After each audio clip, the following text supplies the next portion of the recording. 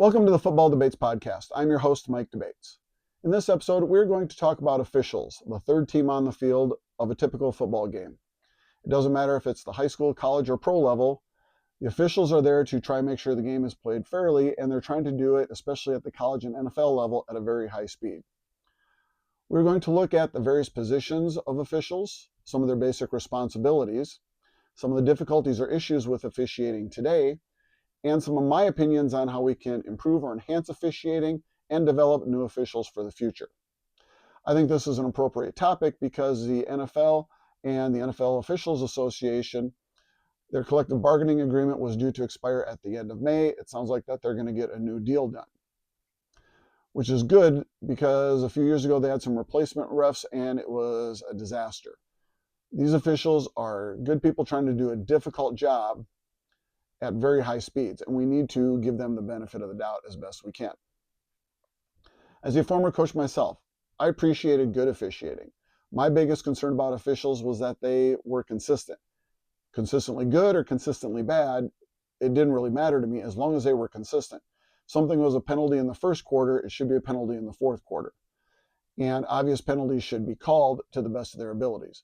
But again, I'm going to give the officials the benefit of the doubt here because this is a very difficult job. If you want more information on the various officials' positions and responsibilities, you can go to NFL.com where they have a list of the different positions. You can click on each individual official and they'll break down everything that they do, all the major responsibilities that they have on offense, defense, extra points, field goals, special teams, everything. For our purposes, we're going to just focus on the NFL officials. We're not going to break down college, which is a little bit different, or go down on the high school level. And some people are sticklers about this, but remember, not all officials are referees, but all referees are officials. The officials all have different positions, just like the offensive and defensive players do. And we're going to look at each of these in turn, starting with the referee. This is the white hat. This is the guy in charge. This is the official whose responsibilities are to announce penalties or make other announcements over PA system, adjusting the clock. They're also to protect the quarterback. That is one of their main jobs. Right now, as you can see in the diagram, the referee is in the bottom right triangle. The referee's responsibility is the right side of the offensive line and the quarterback. Whether it's a run play or a pass play, that's what they're focused on. They're looking for false starts before the ball is snapped or penalties once the ball is snapped, either on the offense or the corresponding defensive players. Next to the referee in the offensive backfield is the umpire. This official is kind of the assistant referee, and they moved the position from where they used to be. Used to be the umpire was lined up by the linebackers in the defense, approximately 5 to 7 yards from the line of scrimmage. But with the speed of today's game and the way the offenses attack the middle of the field now, referees were oftentimes getting run over, knocked down, and several times that referees had been injured. So for safety precautions, for most of the game, the umpire is now in the offensive backfield. And their responsibilities are to watch the left side of the line and the center, the offensive backs, make sure nobody false starts, and the corresponding defensive players on the defensive line. Now, during the last 2 minutes of the first half and of regulation, the umpire often moves to the former position, about 5 to 7 yards from the line of scrimmage by the linebackers on the defensive side of the ball. The reason they do this is in the hurry-up situation, they're in a position to get the ball placed more quickly so the offense can more quickly run the play. On the left side, the red triangle is the down judge. This position used to be called the head linesman, but now with females becoming officials at the college level and the NFL level, they changed the name. The down judge is responsible for the chain gang and the down box, making sure they're aligned before the ball is snapped. And some of their responsibilities include watching the line of scrimmage and making sure nobody false starts, making sure nobody crosses the line of scrimmage before the play starts, whether it's the offensive or defensive players. On the opposite side of the field is the line judge. Similar responsibilities to the down judge, making sure that nobody crosses the line of scrimmage before the ball is snapped or nobody false starts. The three officials in the back are the yellow triangle is the side judge, the back judge is in the middle, and then the field judge in the light blue triangle on the right. These officials' primary responsibilities are the receivers. While it's difficult to have them so far off the ball, they are aligned oftentimes 25 to 30 yards off the line of scrimmage when the play starts. The side judge and the field judge are more concerned with receivers, catching the ball, making sure their feet are in bounds, and spotting the ball on the sideline. The back judge is also helping watch the receivers, watching the interior of the offensive and defensive lines, making sure there's no penalties, even though it's a difficult thing to do from 30 yards back. But the back judge is also responsible for watching the play clock, and if there's a delay of game or the offense doesn't hike the ball quickly enough, it is their responsibility to throw the flag. So those are the 7 basic NFL officiating positions and some of their basic responsibilities.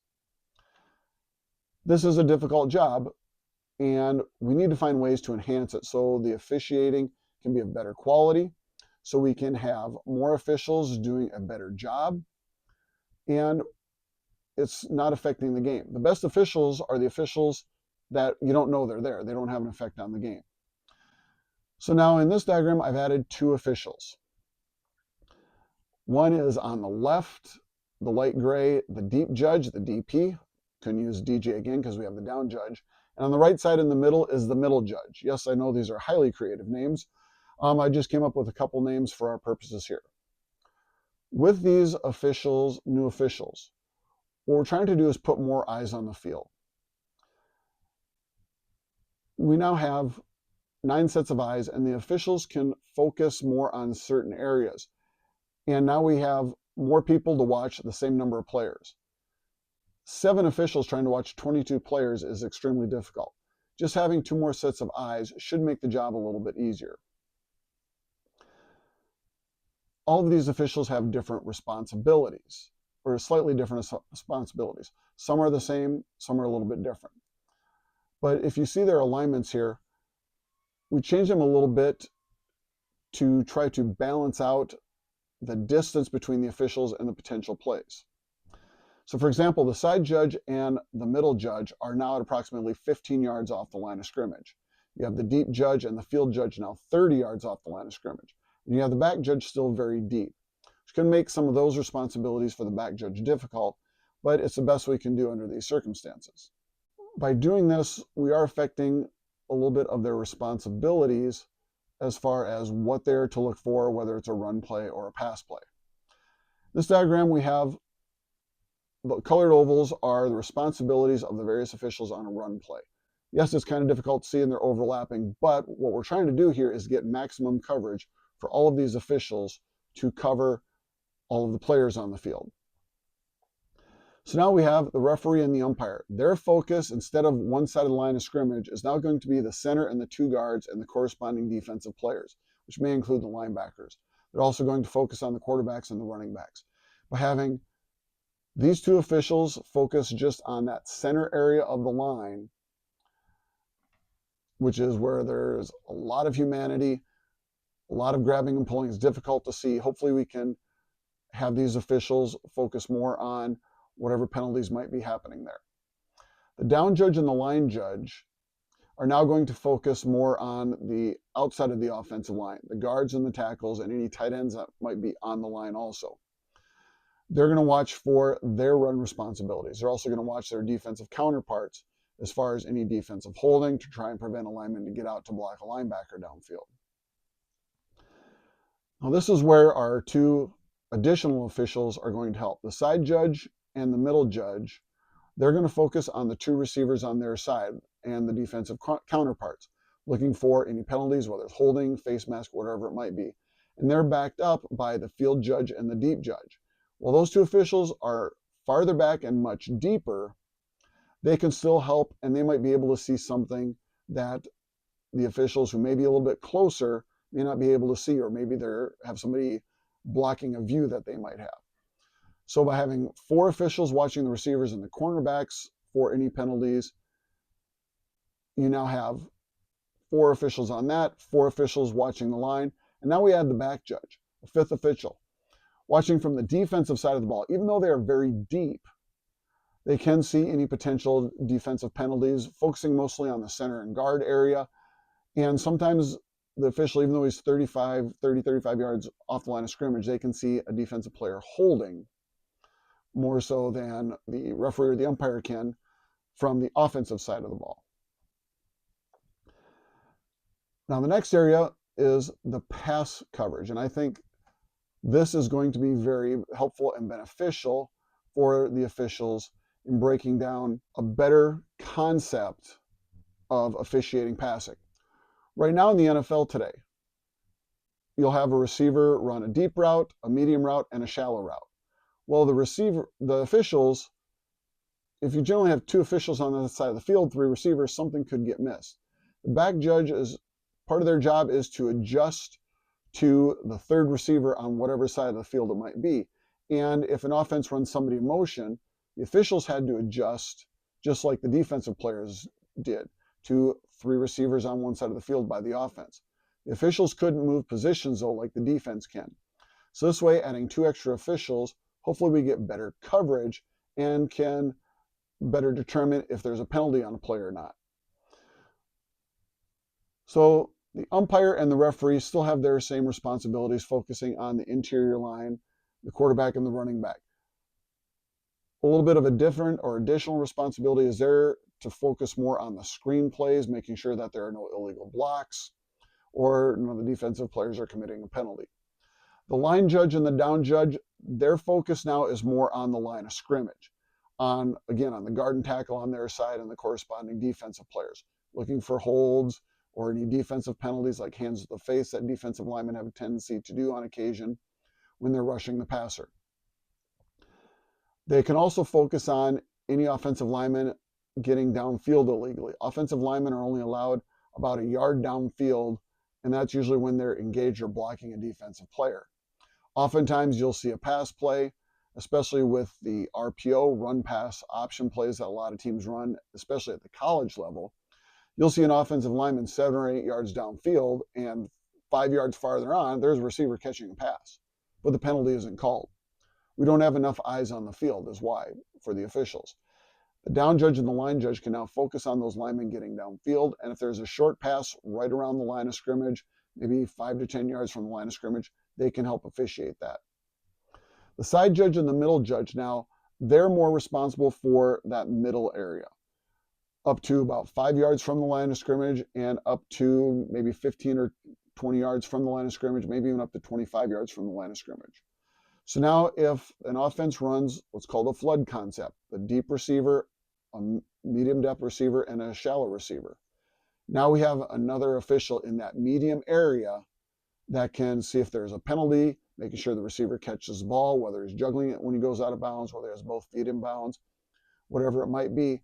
And we also have another set of eyes on the deep passes where they may be able to see something from their vantage point that the deep official or the field judge can't necessarily see.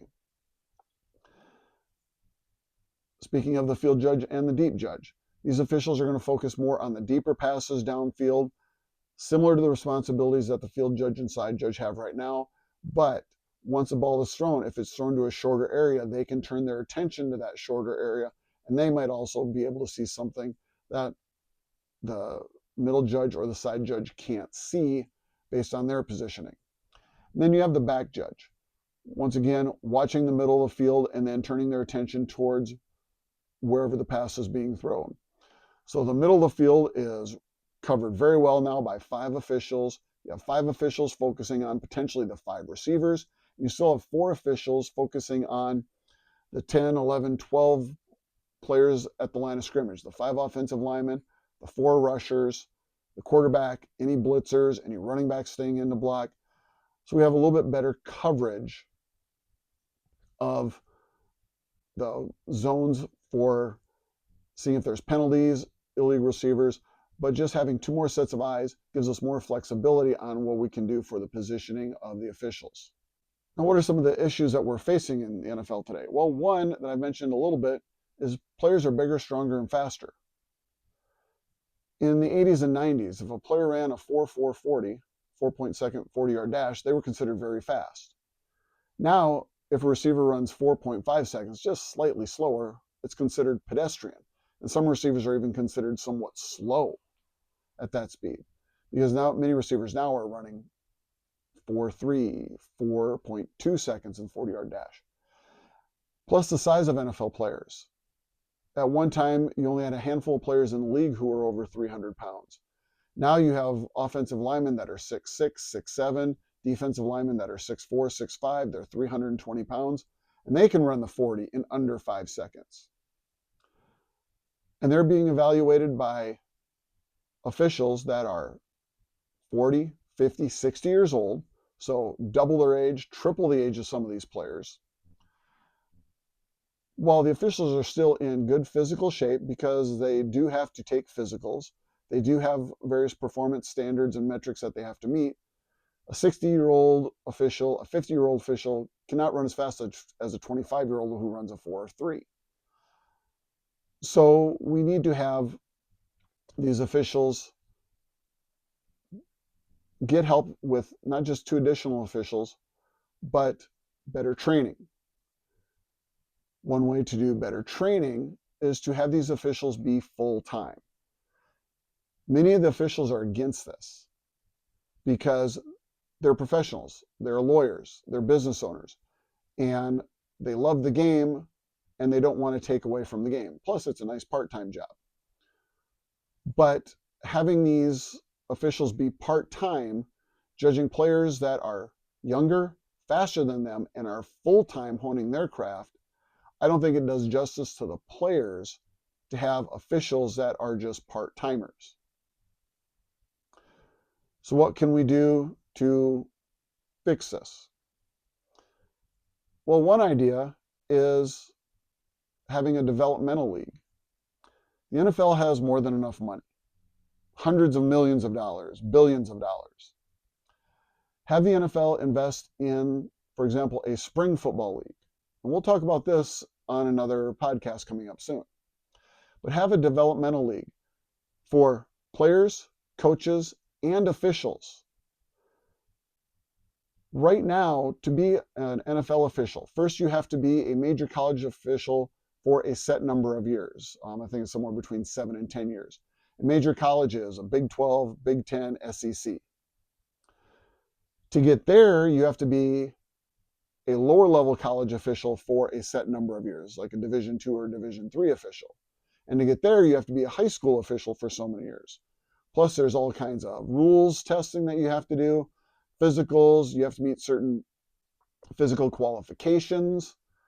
Not so much at the high school level, but you do have to do that to get to be a college official and to move up the line to a major college and to be an NFL official. So let's make this a full-time year-round job. The officials have to train, but having them work in the spring will also help that.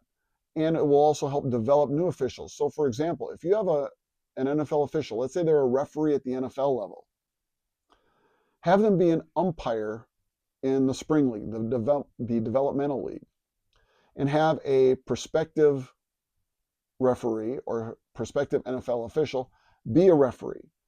They have the NFL referee to act as a guide. Maybe they're the down judge, maybe they're the umpire on the spring crew, and they can help mentor this younger official who's coming up through the ranks. Plus, have these officials do different jobs or different positions. Have the back judge be a down judge in the spring. Have the down judge be the back judge in the spring. So that way they can sharpen their skills by getting a different perspective of the game. Having a line judge who's watching the offensive linemen all the time and a field judge who's watching the receivers, that can be a different perspective and different things to look for and can hopefully enhance their abilities. Another way to develop officials is have the NFL with all their money develop an officiating program. And I'm not talking about just starting within the NFL region. I'm talking about going all the way down to Pop Warner middle school level.